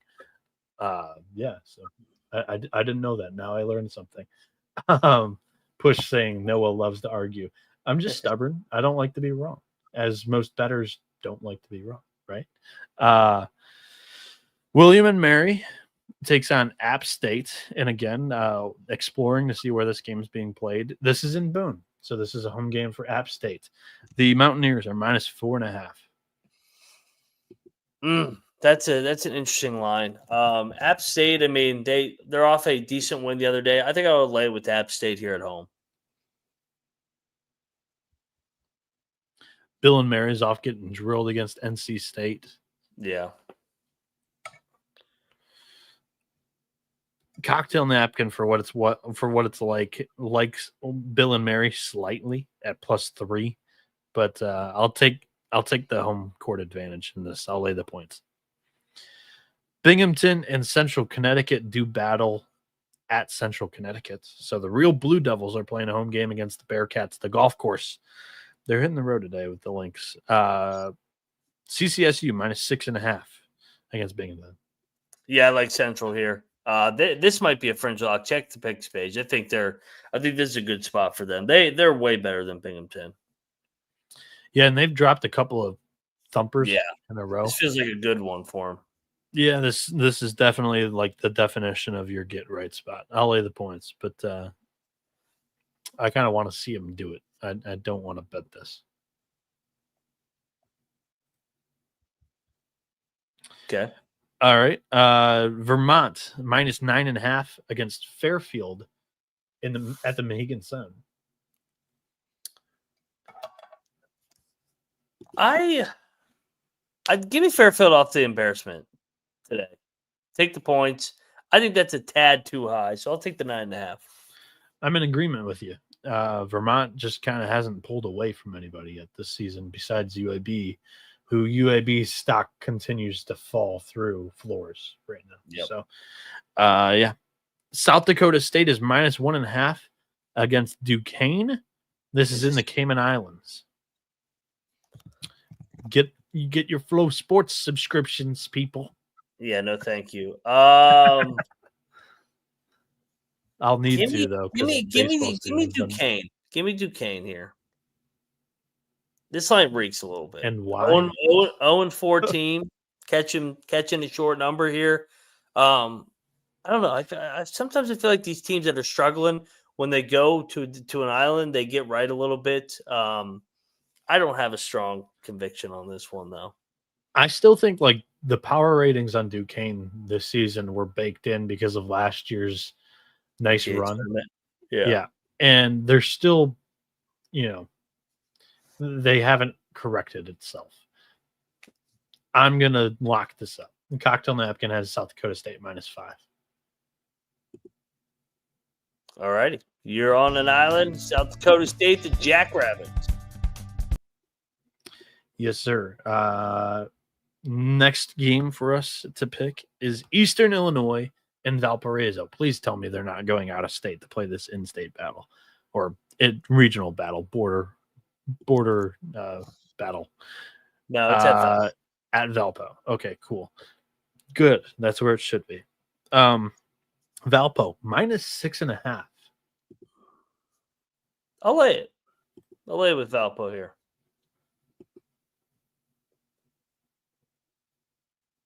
I'm going to take the points. I don't think Valpo should be laying 6. We just had this spot with Valpo against Lindenwood, and it covered. There's no way it happens again. There's no way they cover as a favorite again. You gonna bet it? No, I'm just going to take the points. All right. I think the game lands around there between 5 and 7. I think they make the free throws, get it across the finish line. Bet that margin of victory, says Moneyline Mac. UNC Asheville -8.5 against Central Arkansas. This is in Conway, so true road game for Asheville, coming off of that SEMO win in. This is in Conway too. Okay, so they just had a day off in this MTE. Weird. All right, yeah. Central Arkansas +8.5 at home against the Bulldogs. Give me Central Arkansas. This could be a fringe lock for me. I mean, this is getting a little steep here with Asheville laying 8.5. SoCon's been okay in the non-conference. That's the only thing. You mean Big South? Sorry, Big. It's 2 a.m. Big South. Big South is doing okay this season. Usually they do not do very well in the non-conference. That's what's gonna keep me on the Bulldogs in this spot. I'm not impressed by Central Arkansas this season, so I'll lay the points in this one. Bryant and St. Bonaventure tussle in St. Bonaventure. Okay, so cool. So the Bonnies are the home team here, and they're -7.5. I will lock up Bryant here. I think this is. I think they're live in this game. I like Bryant's experience. The Bonnies still young, 5-0, overachieved. Give me Bryant here. Lock it up. I like Bryant too. They're off the bad loss against Stonehill. They've got to fix that thing fast because the program has had a couple of these. We saw them lose the overtime game against Siena, which is also a little bit of a confusing loss. Buffalo was next on deck, and they drilled them. So I think St. Bonaventure being a good team is not really going to get drilled for what it's worth. But like Bonaventure this season, Northridge, Canisius, Florida Gulf Coast, Lemoyne, FGCU is probably the best team they've played there, but Bryant's probably right behind them. I'm gonna lock this up too with you. +7.5 Bryant. All right, double lock on the Bulldogs at the Bonnies. Yeah. And Hasty saying, but Olean is spooky. You know my thoughts on Mark Schmidt, and they've just had a cupcake walk to start the season. Let me see it. I'll take Bryant in this. I think it's a nice spot. St. Thomas is catching points against Milwaukee. Border battle. Minnesota against Wisconsin. Yeah, I love both these teams. So this is a hard game. Panthers are -3. Give me Tommies. I think they're better. I think they're slightly better, and you're giving me points. I think they're gonna win again. To my point, I think they're hard to prepare for on short rests. Yeah, Milwaukee's defense isn't great, which I think would point you towards the Tommies in this matchup catching points. So this one total 152.5. I think the over's not a bad side. But give me the Tommies +3 there. Oklahoma State. I'm adding it. I'm betting you're this. locking it. Yeah, I'm adding the Tommies. They're going to win outright. Okay. I'm not going to follow you, but good luck, my friend. Oklahoma State plays Nevada in Charleston. This is the third place matchup between the two teams here. Yep. Nevada is minus 5.5 against the Pokes. I definitely like OK State. I think that they play for Lutz. I think it's a one possession game again. I definitely like Nevada. But I also think that this is like a 2-possession game. I think it's like 5 or 6. I think the Wolfpack win this thing by 6 points. Nevada has had 2 rock fights to start this, so it'll be interesting. Third leg of our third second best 3-point shooting game too, going up against Oklahoma State, who's ranked 302nd in 3-point defense. I'm on Cowboys. I know you are. You're the Big 12 guy. I like what I saw from them the other day. All right. They play for Lutz, and I actually thought they looked all right against FAU. They led the game for 30 minutes, and then 100%. they just ran out of gas at the end. Yes, they did. LSU plays UCF in the losers game of the Greenbrier. Yeah, and LSU is minus 1.5. I'm UCF, no lock. This is such a flip of a coin for me. I think these two teams are pretty evenly matched. Both have nice wins so far. Yeah. What are you doing? I'm going LSU. Okay. I mean, it's a hard game at the Greenbrier too to really gauge. Yeah, I don't know. I don't know what UCF's done to make them a fade, for what it's worth. But like, shit, they have a win over FAU and Texas A&M. Yeah. But both of these teams, I think, are inconsistent, Mason. So that's what makes this game kind of tough to pick. As LSU has a win over K-State, who also is inconsistent. So this is an interesting SEC Big 12 battle. I'm going to take the Tigers. We've got Alabama State and Akron doing battle in Akron, Ohio. So the Zips are the home team here, and they are laying 7.5 points. Your thoughts? I'm going back to the Alabama State's won 2 in a row here. I think the Zips put it on them here, open it up. I will lock up the Akron Zips. Alabama State's won 2 in a row. Yeah, and Akron. So this is like a 2-0, 2-0 battle in this MTV. This is for the championship. Yeah, Akron runs it up. Double lock? Yep. I like this spot for the Zips. Go. Yeah, home game. Their championship at the MTE. They'll have a little bit of a crowd. It's NFL Sunday, but the people will show up for Akron. They usually do. North Alabama is minus 5.5 against Northwestern State. This game is being played in Natchitoches. So this is a home game for Northwestern State. Yeah, I think I'll be on the dog here. Day off the tough game against UO Monroe. I think the day off helps them here. I think we got a 1-possession game. Give me Northwestern State. I have a question for you. You worked with both of these guys, or know both of these guys. Do they know each other? Are they buddies? Yes, very well. Tight game. Yeah, it's a Hispanic. Rick is Dominican and Pujol is Cuban. So yeah, they have a lot of the same friends. Part of the Martin tree, eh? Mm-hmm. I'll take the plus 5.5. I don't love this. I don't. We've got we've got Florida International doing battle with Florida Gulf Coast. This is in the MTE, but the road game for the Panthers in Fort Myers. FGCU minus 6.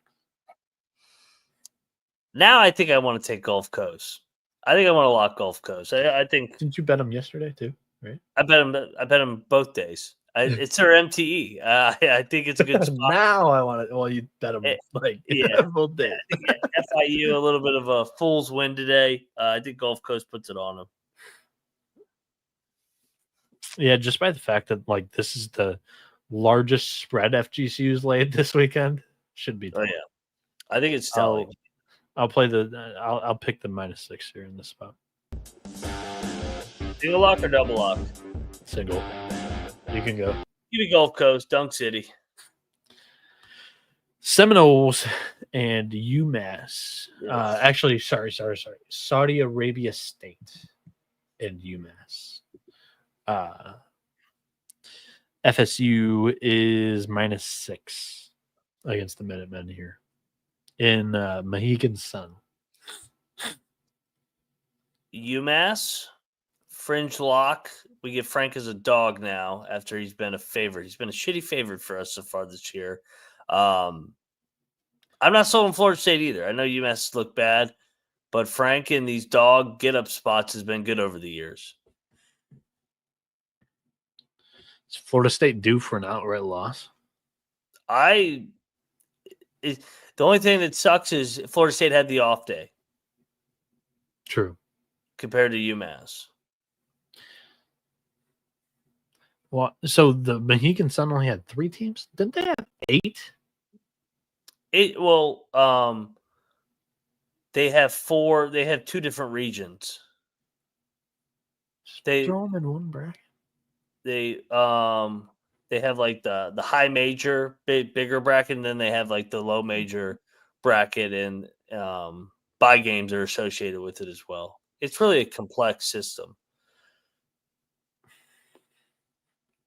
I'm going to take the points with UMass, but check the big page. No I'm going to let this come up, see if I can get a better numbers, but I'll be on UMass tomorrow again. Utah Tech, a.k.a. Dixie State, plays Northridge. And where is this game at? This is in Missoula, Montana. See, this is why you look at the locations. Yeah. Yeah. So Northridge is -9.5 on this neutral site. Give me a Dixie. No bet. I'm on Northridge. Okay. Dixie's played good competition, which is kind of, keeping me off of this and being a little bit more confident on this. But yeah, I'll take Northridge here. Sacramento State plays Cal. This is at Cal. Please tell me it's at Cal. It is in Berkeley. Okay. Mm-hmm. Cal is -17.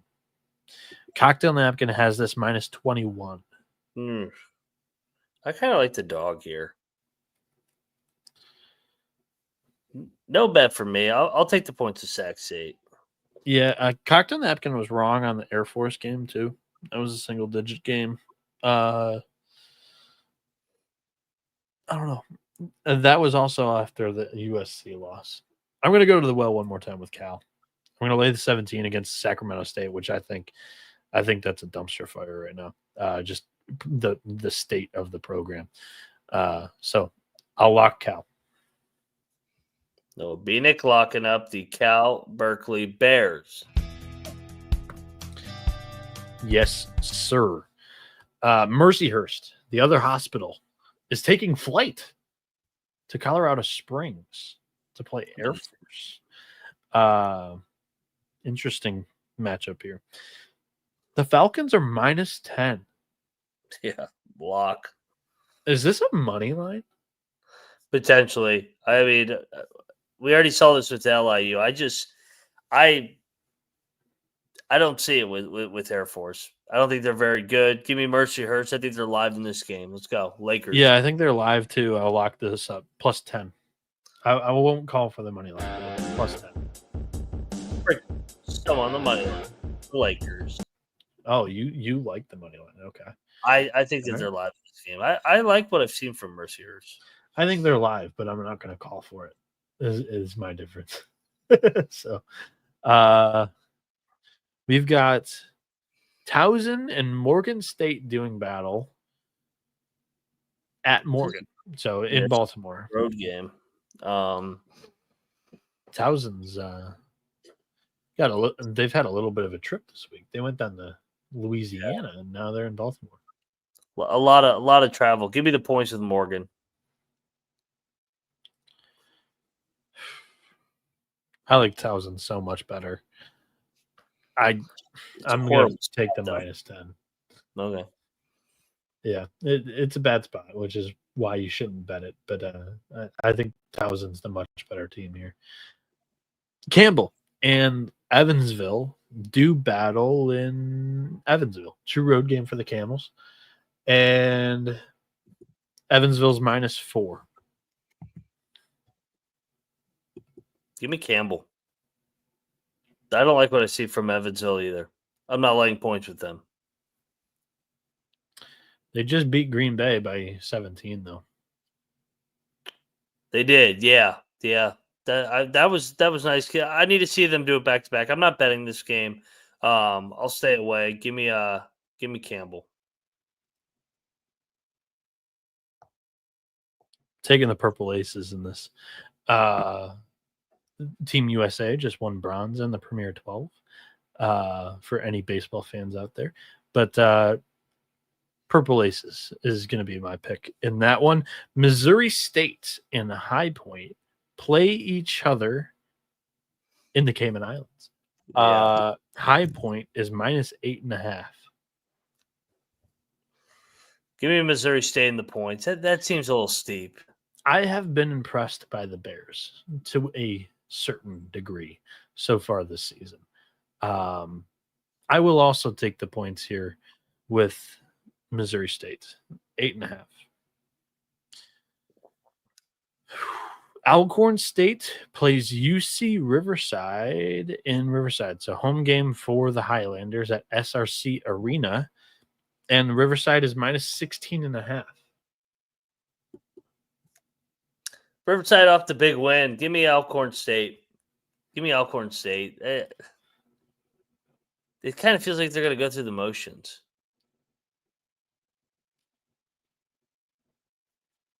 What do you like here? I think you're right to a degree, but I'm not sure Alcorn can keep this thing with it in this number. They lost by 17 to Washington the other night, and they have not kept a single game close. That was like the closest game they've played all season. I'm going to lay the points with Riverside. I think that's like the perfect team to play after your big win against Colorado State. And I love this from Hasty. He goes, love Noah shouting out baseball tournaments I've never heard of. You mean you weren't watching Rich Hill pitch at 3 a.m. in the tournament? 45-year-old Rich Hill representing the red, white, and blue. Come on. Jackson State plays Lipscomb in Nashville. Okay, home game for Lipscomb. But not too far of a trip for Jackson State. But where were they coming from is maybe the actual question here. Dude, Jackson State, they covered the other night. No, they got drilled at Kentucky, and they almost covered. God, this is a lot of road games in a row for Jackson State. The Bison are 14.5-point favorites. I'm gonna lay it with Lipscomb.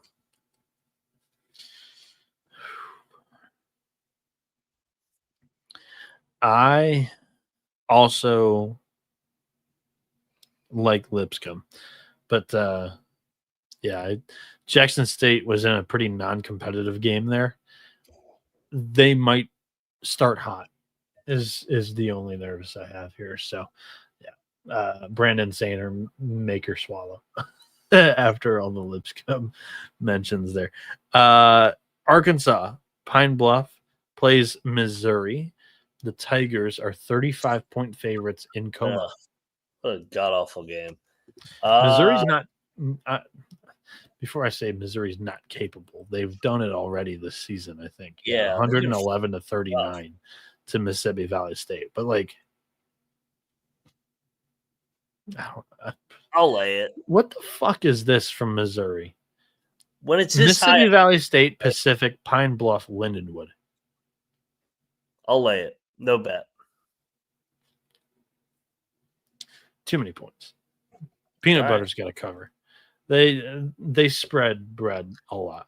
I think they cover. Idaho, San Diego, in San Diego, and the Toreros are -2. Wrong team favored. I think the Toreros are a dumpster fire. Give me Idaho. Lock it up. They looked competitive the other night, is all I'll say. They only lost by 5 to Southern Utah, but I think Idaho's the play. +2. I'm not going to bet it, though. Flying solo with my Vandals. Let's go. Queens plays East Tennessee State. A pretty good game here on Sunday, 5 p.m. Eastern time, and the Bucks are -8 against the Royals. Yeah, so ETSU has the rest advantage here. Being able to sit out. They beat Upstate the other night. Now they get a crack at them. I think I'm going to lock ETSU. I like the spot, getting Queens on a back-to-back, and I think they are they lost a couple close games, Davidson, Eastern Kentucky, Samford. I think they're going to open it up here. Give me the Buccaneers of ETSU. Lock it up. I'm not going to lock it, but I think the Bucks are the right side with that day off, and they also took care of Upstate as well. But Queens off the drumming. This is going to be a more competitive game, and I think the Bucks might pull away late. All right, solo Buccaneers ETSU. Are you taking Wisconsin tomorrow? They're +2. Yes, but I'm not going to lie to you. I don't feel that great about it just because I think Wisconsin is like played out of their minds. Okay, so they're playing Pittsburgh. On this. The Pitt Panthers are -2. Once again, like just the influence on the cocktail napkin, it's been stained with the anti-Pitt propaganda, I should say. Wisconsin is the favorite on the napkin for what it's worth. But Wisconsin's 30th in KenPom. I don't think they should be there either. Pitt has no business being 12th, in my opinion, 14th, whatever they are. But I think both of these teams are flying really close to the sun. The glue's going to come apart for the feathers at some point for both, I think. Yeah. They might not fall flat on their face. I think they could be pretty competitive for much of the season. But I do not see either one of these teams finishing the end of the season where they currently are valued in the market, which makes this a really, really tough game to pick. I'm going to take Wisconsin. I think that they will just get to the line. They have a knack of getting to the free throw line, putting teams in foul trouble, test the depth of Pitt. And we'll see what happens. That's my pick. Wisconsin was more impressive in the opener out of the two. True. Game, yeah. They'll have the crowd. I mean, there was a strong Badger following there that I saw when I watched the game. So, let's go. Wisconsin heading to another drinking state of West Virginia. Yeah. They're having a good old time up there. Yeah. Longwood plays McNeese. The Pokes are 7.5-point favorites against Longwood. I received a DM from our good friend Ike Belton, former Longwood Lancer basketball player. And he said, stop fading my Lancers. Should I go down the route one more time? Yes. Always have to go against the DMs. That's obvious. McNeese, lock it up. I think they win by 10. First loss for Longwood. Great win the other day, but it comes crashing down here against our guys from McNeese. Yeah. I'm locking it. McNeese. I think Longwood's played actually like more consistent than McNeese up to this point. But so many people jumped off McNeese's bandwagon after their losses to South Dakota State and Alabama. Like those are two really good teams. I still think the Cowboys win, and they probably cover. That's my pick, but I'm not going to bet it. All right, I'll fly solo here. Give me the Cowboys. Go poke. Cannabis Capper says McNeese smash. Also, Gary K with the McNeese lock. So, Gary, he says fade the DMs. Longwood can't lose in the Virgin Islands. That made me laugh. They had a nice day off. That's good. Middle Tennessee plays Bradley. This is a fire matchup. This is the championship of the Paradise Jam. Mac, both of our picks to win the Paradise Jam are in the championship. Look at that. We're not too bad at this thing, right? Oh, yeah. I think Bradley opens it up late. I usually like to favor the favorite when we get to this deep in it. I think the favorite's more vulnerable in the opening round and in the semis. An extra day to prep. I think Bradley a little bit better here, and more experience. And middle's won that chaotic game number one. Give me Bradley to pull away, and I think they win by 10 to 12 points. So give me Bradley, lock it up. Max hedging. It's beautiful. It's beautiful. Right to a T. Was Bradley your other pick? I think I said Bradley. I don't remember. There was so many games. I've got a ticket on the Braves to win this, so I don't need to bet it. But I think the Braves win, and they cover. For those that want to know my pick, play the music. All right, double lock. Bradley Bears. No lose situation for Team TCE. For those that may have taken the Blue Raiders on Max bet, and Bradley was my pick. I think you straight up called for Middle Tennessee. I think that was your pick going in. Yeah, context changes when you get to watch the games unfold. So I mean, you can't be married into a prediction 72 hours ago when you get two more data points. And I like what I've seen from Bradley. Ring me. Yeah. Give me the Braves. We've got Florida Atlantic doing battle with Seton Hall. Interesting clash of styles in this one. The Owls are -2.5 in Charleston. I'm going to go Seton Hall. I think they're going to be able to contain FAU's offense. And this is where I think for FAU being in Charleston as long as they've been, they're ready to get the fuck out of there. Like they've been there. They're not playing for the championship. Yeah, this is like an NBA road trip at this point. You're ready to get the hell up on out of there. So, yeah, give me Seton Hall. They win this game outright. This vacation's been cool, but I'm ready to sleep in my own bed. See my girlfriend. See some family. Yes, ready to get out of there. If the girlfriend and family didn't travel, they probably did, but you get the point. I like that. I love that angle that you just brought to that. That was something that I didn't think of. I was going to be on Seton Hall here because of the defense. I don't know that FAU can be as physical or play that physical brand with Seton Hall because Seton Hall is going to bring that whether you like it or not. We saw that with VCU the other night. I'll take the Pirates here. I think Shaheen Holloway and the crew go in and get a nice 2 victories. I think the wrong team's favored in this one.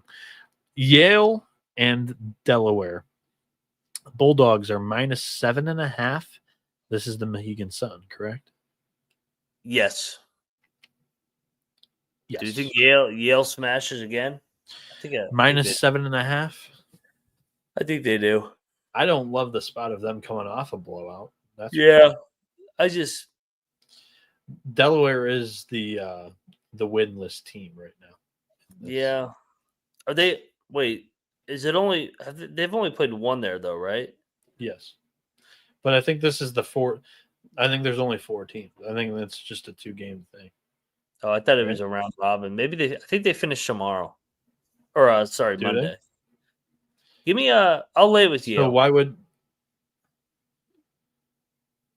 It's not scheduled for another game. Like these are the two winners of the first games, and No, it's a Sunday. Delaware lost to Vermont. You're right. Yeah, I even said that. I don't know. Yeah, I don't know. This entire Who knows? Mohegan Sun thing's fucking me up. Give me Yale. Yale's a fringe lock. Check the picks page. I'm not. This is another like. I don't know. I love and hate MTE season. I love all the games that it gives us. It's a nightmare betting it and trying to follow it all. I'm going to ride the Blue Hens again. I think they covered that Vermont game. They also covered for me against Bryant. They covered for me against Iona. They covered for me against Robert Morris. I think they're 4-1 ATS this season. So I'll take the Blue Hens. Let's do it. All right.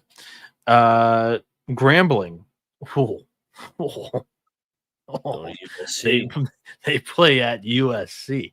Grambling was one of the teams that knocked off a Pac-12 team 2 years ago. Yeah. They beat Colorado 83-74. We got to bet Grambling. We can't. They beat Vanderbilt that season too, for what it's worth. I can't lay numbers with Musselman. Big numbers. They play with their fruit in November. Grambling's definitely the right side. I'm gauging the chat on what I should say here. Yeah, USC, they didn't cover against San Jose, Arlington, Idaho State. They're overvalued, in my opinion, just because Musselman's the coach. Yeah, so Grambling, though, they lost by 24 to Florida and 22 to New Mexico. They're both better than USC. That's my belief, too. Yeah. But this line's shorter. Yes. That was Ole Miss's first game of the year, though. Second, sorry. Yeah, this is the right side, 100%. I'm just gauging on whether I should call for the money line here. I don't know. Yeah, that's a little steep, but yeah, I like. I mean, it is 11-1.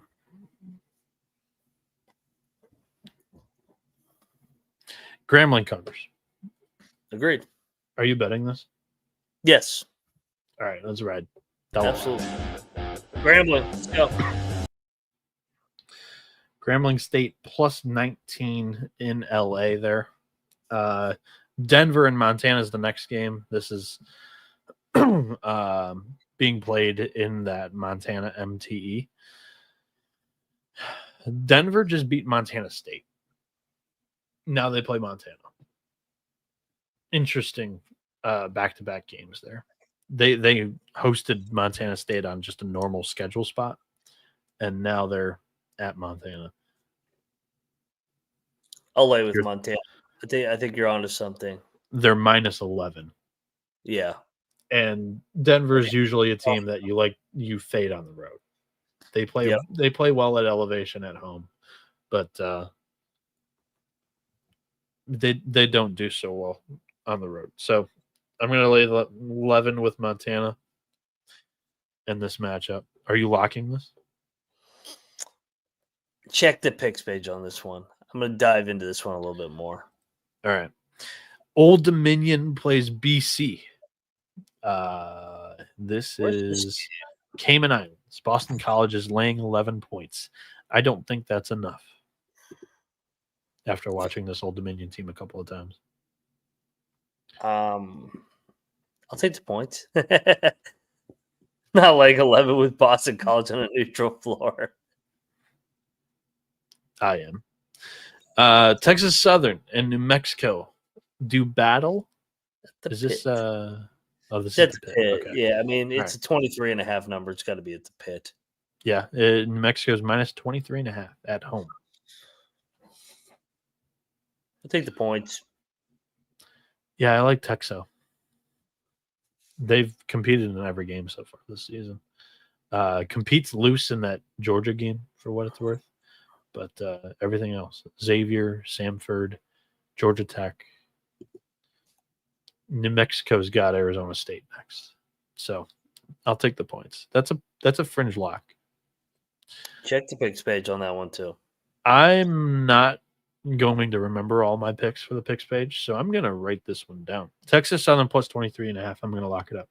All right, Bieniek going hard with Texas State.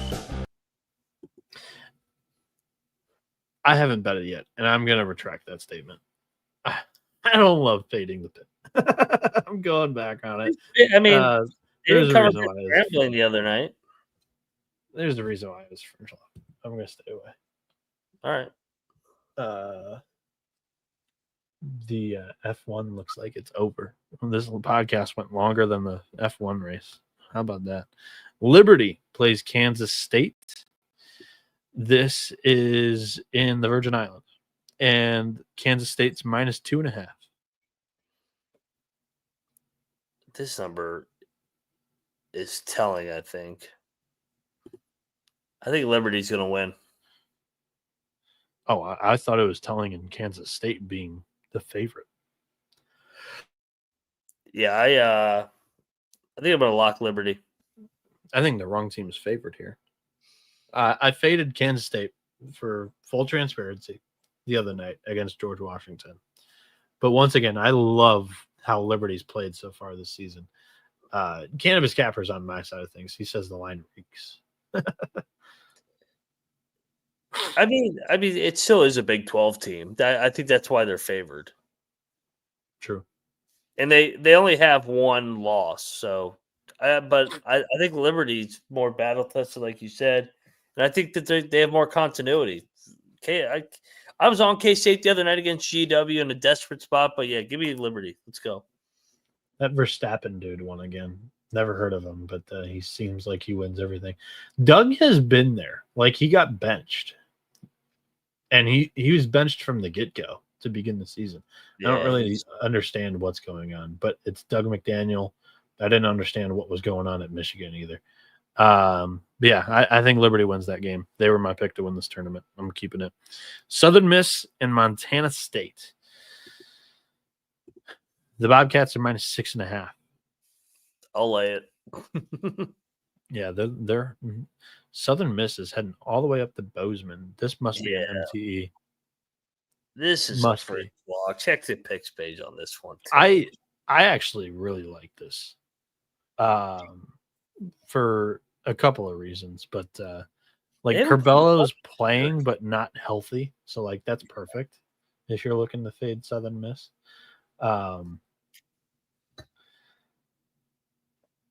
Let's go.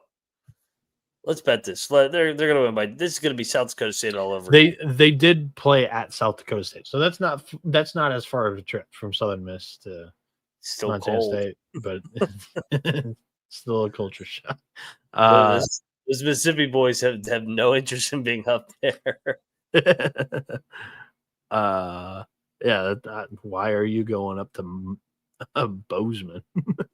Yeah. Montana State doesn't have a D1 win yet, so I think the 6.5 might be confusing to some. Southern Miss is the bigger school. I'll lay the points here with 6.5. Okay. Ohio, Texas State. The Bobcats. Oh, they're both Bobcats. Ohio is minus 3. This is in Conway, South Carolina. Yeah, it's the 5th place game. Give me Ohio. Give me Ohio to get it done. Yeah, this is short. Ohio hasn't played great ball yet this season. But I'll lay the points. The nightcap takes place at 8:30. I wish we had like a 10 o'clock game, but one of the best games of the day. It should be treated as like the best game of the day because it's the winner's bracket game of the Charleston Classic. Drake and Vanderbilt. Maybe not the sexiest matchup that people were hoping for in this, but both teams are 2-0.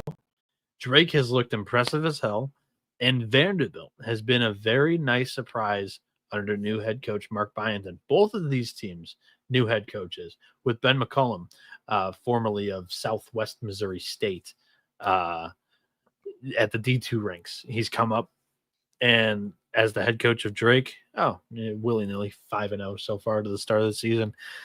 What happens in game 3 down in Charleston between Drake and Vanderbilt, Mac? I am going to lock up the Vanderbilt Commodores. I think they are flying under the radar under Mark Byington, and I think day 3 favors the athletes, the favorite. And I like what I've seen from Vanderbilt, what they did, beating Nevada, pulling away from Seton Hall.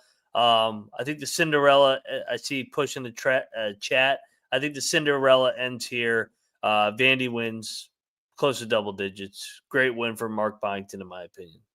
Which team gets in more trouble on the off day? My bet is not the team full of white kids. Yeah, Vandy's not a fucking big party school. It's though. Nashville.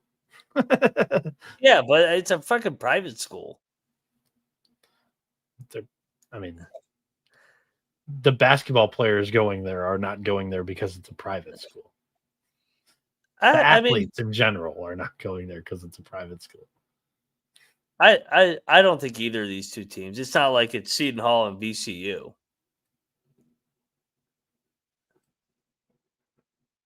Give me Vandy. I think Drake wins the game. Okay. I'll take the plus 3.5. Should be a great game. I can't wait to watch battle it. On this slate, or do you want to? No, I'm not battling with this pick. This isn't a bet of mine. But you know what wins a lock battle? This game over Sunday Night Football, in my opinion. No doubt. So that wraps up our slate here. We typically do this best bets section. Let's have some fun. Let's give out our 3 favorite plays of Sunday, November 24th. Mac, you can have the first go at it. I will go McNeese, Bradley, and Akron. Okay. I like that Akron play a lot. It's going to be in my top 3. I am also going to take Charleston plus 3. And my third favorite of the bunch, St. John's against Georgia, minus 6.5. Those are my 3 favorites. Akron being in both of ours, that would probably be our favorite pick of the day. That's going to wrap up today's show. Great stuff. Check out the college football experience, probably live right now on the YouTube channel, as they're recapping this crazy day of college football action for what it's worth. Plenty of ranked teams going down. I absolutely loved it. Thoroughly enjoyed it. You can follow my friend here running, Ryan McIntyre, on social media at moneyline_Mac. You can follow myself on social media at NoahB77_. You can follow the show at TCE on SGPN. You can follow the typical host, Colby Dant, at the Colby D. Mac, anything else that you want to say before we get out of here? Yeah, I appreciate everybody rocking with us on these late nights.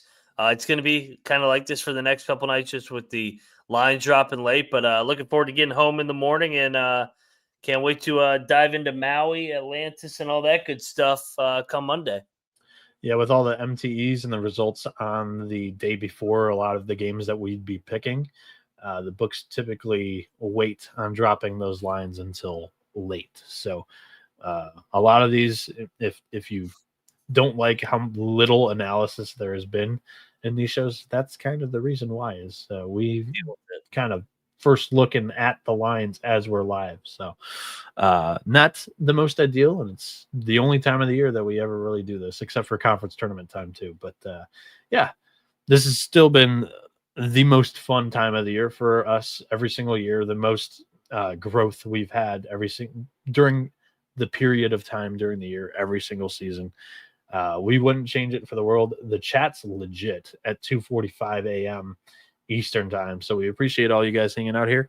This has been the college basketball experience. You better start thinking about yours, and we are out of here.